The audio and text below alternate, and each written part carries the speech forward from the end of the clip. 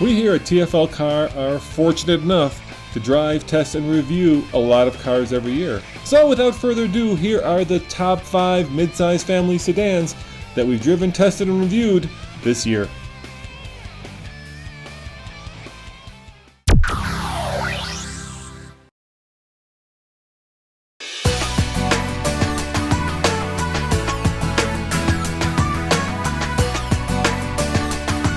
What do you suppose is the most popular flavor of ice cream? And I'll give you a hint, it's not chocolate. No indeed, it's vanilla. And speaking of vanilla, I am driving a vanilla white Nissan Altima, brand new of course, the 2.5S.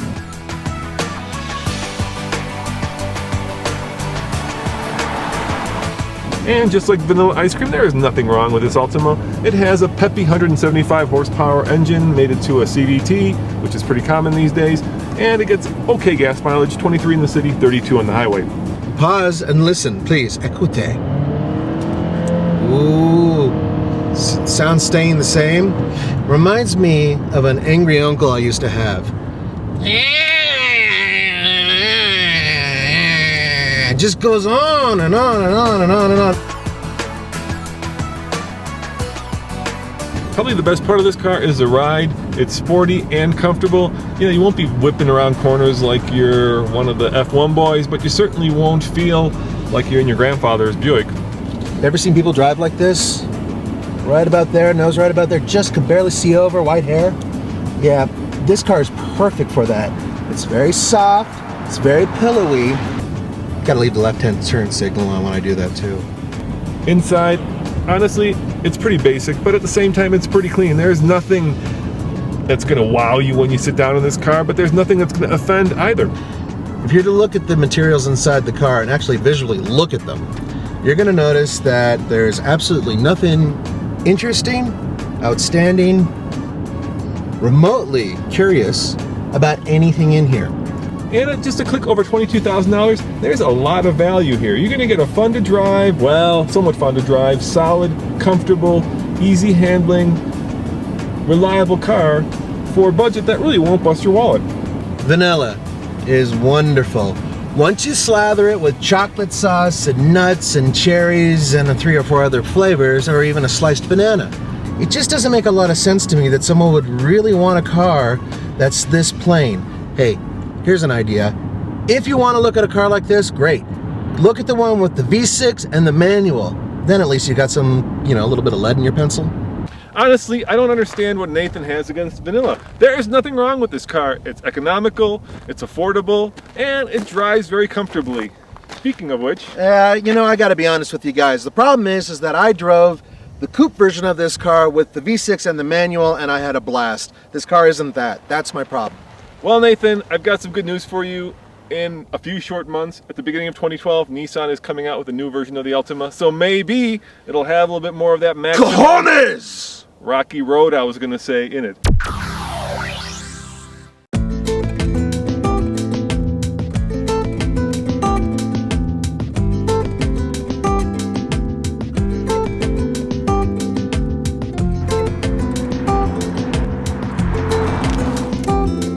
Let's say you're in the market for a economical sedan and you have 2.5 kids and a dog. And here's the important part. You're not in the market for a Honda Accord or a Toyota Camry. What options do you have? We have two 2.4 liter, 4-cylinder, 6-speed automatic transmission front-wheel drive sedans. They're family sedans. They're built specifically for people who have 2.5 kids, a dog. They want the good old style cruising machine to drive to work every day and drive their kids to school.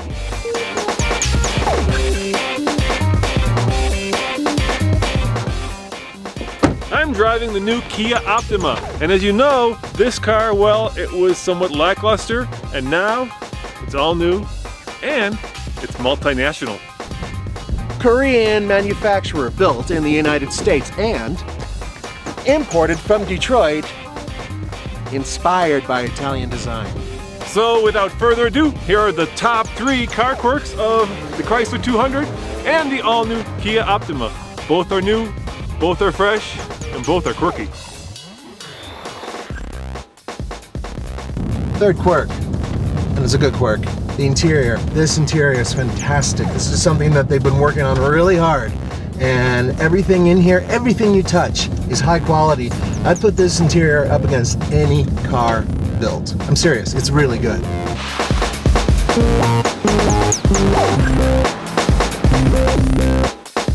The number 3 car quirk of the Kia Optima is just how handsome it is. Check this out. Does it look like a German sedan to you? Well, if so, that's because it was designed by the same guy who used to design Audis. Number 2 on our top 3 quirks. The transmission. It's a 6-speed and it's excellent. It's smooth, it revs just right, it doesn't seem to ever get lost, and it doesn't really hunt for gears.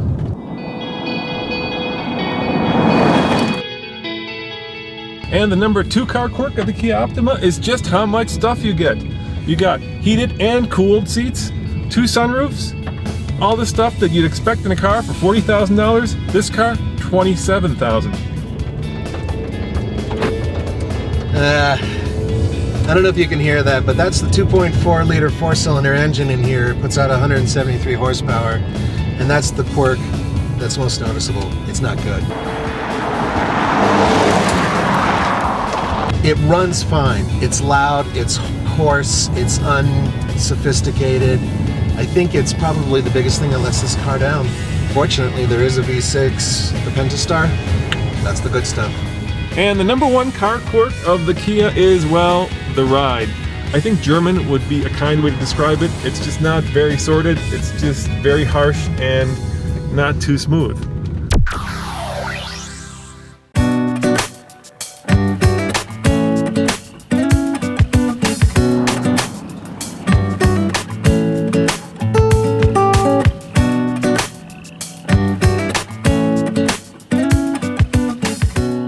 Come a little closer. Yeah, that's right. I've got a secret to share with you. This 2011 Subaru Legacy 2.5 GT is the car to get if you're a rally car, race car driver trapped in an accountant's body. Let's get something straight right away. This car really doesn't compete with anything in its class. The closest mid-size car that I could compare to this Legacy 2.5 GT would be the all-wheel drive Ford Fusion. But let's face it, that's like comparing Lance Armstrong to Mary Poppins. Sure, they both ride a bike, but you know, that's about where the similarities end. No, instead, I'll compare this Legacy to the Subaru WRX STI. Think of the STI as a scalpel, and this Legacy as a multi-tool Leatherman. They both have similar engines. This one has a 2.5 liter turbo Boxster 4-cylinder that produces 265 horsepower. And of course, and you know this, they both have similar all-wheel drive systems. If you get the 2011 STI sedan, they both have room for 5 people, they both have 4 doors, and of course, they both have a traditional trunk. They both have functional hood scoops, which helps the car gulp huge quantities of fresh air to give it as much power up here at altitude as possible.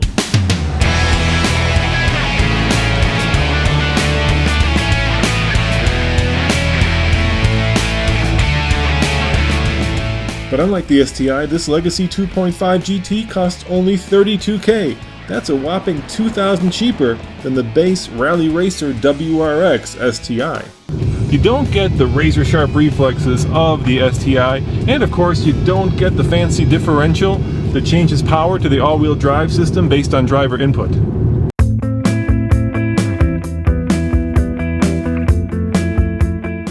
You do get soft leather, dual-zone climate controls, lots of room both in the front and in the back, plus an interior that looks and feels expensive versus the much more budget-minded STI duds.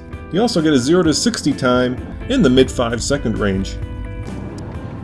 Yeah, you do get gobs of turbo lag with both cars, and I have to be honest, a somewhat sloppy 6-speed manual transmission. You also don't get a race car-like ride that beats you up, and that huge wing in the back of the trunk that screams, "I'm a post-pubescent teenager with raging hormones."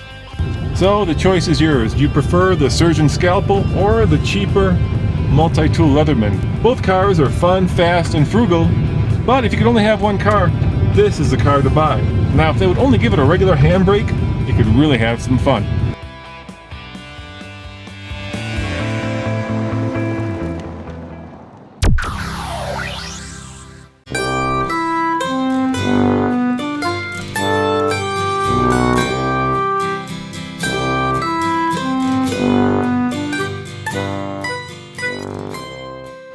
So, this is Volkswagen's new Germanican family sedan. I say Germanican because it's a German car designed in Germany, but built right here in America, in Chattanooga. It's going to come in 3 flavors. There's going to be a turbo diesel and 2 gas-powered cars. So let's take it for a ride and see if Volkswagen's first Germanican car succeeds in capturing the hearts and wallets of American car buyers.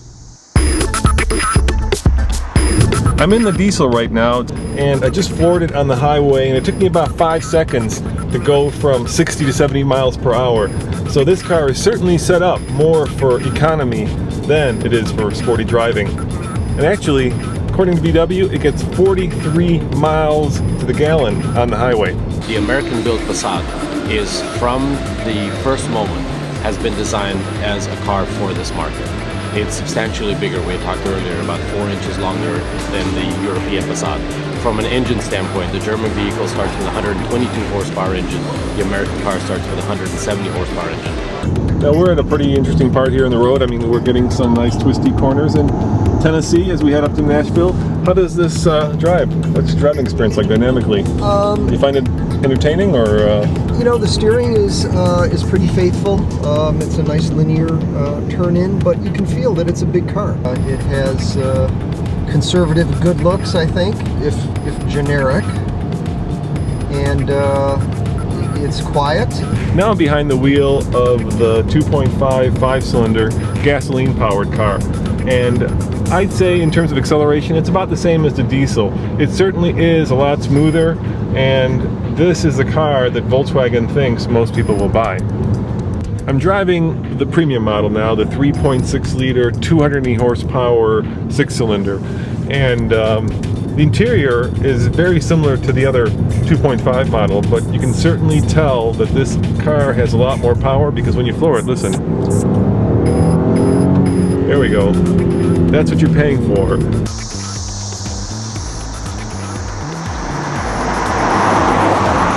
The German car, for example, starts with the manual air conditioning. The American car starts with dual zone automatic climate control. The German car does not have cruise control. The American car does have cruise control. The German car does not have Bluetooth. The American car has Bluetooth. So there are a lot of differences between the vehicles. And that means the new Passat has been Americanized. In other words, it's a lot bigger. In fact, it's a lot longer. It's 191.7 inches, much bigger than the outgoing model, which means a lot more legroom in the back.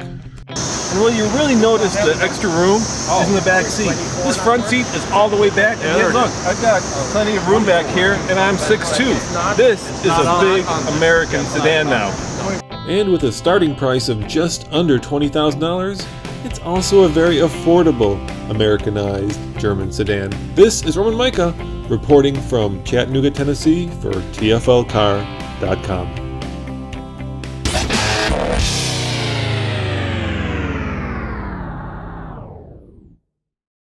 Hi friends. People often say we don't do proper reviews. Today, we will. A 30-second review for you. I fit in the back seat. So will your grandparents. Look, the door is wide enough for me to exit the vehicle. If you have a grandparent, it's enough room for them in their walker to go all the way around towards the front. Ah, look, 16-inch wheels. Nice. The door opening is wide enough for me to get in. I hope you've enjoyed our 30-second review.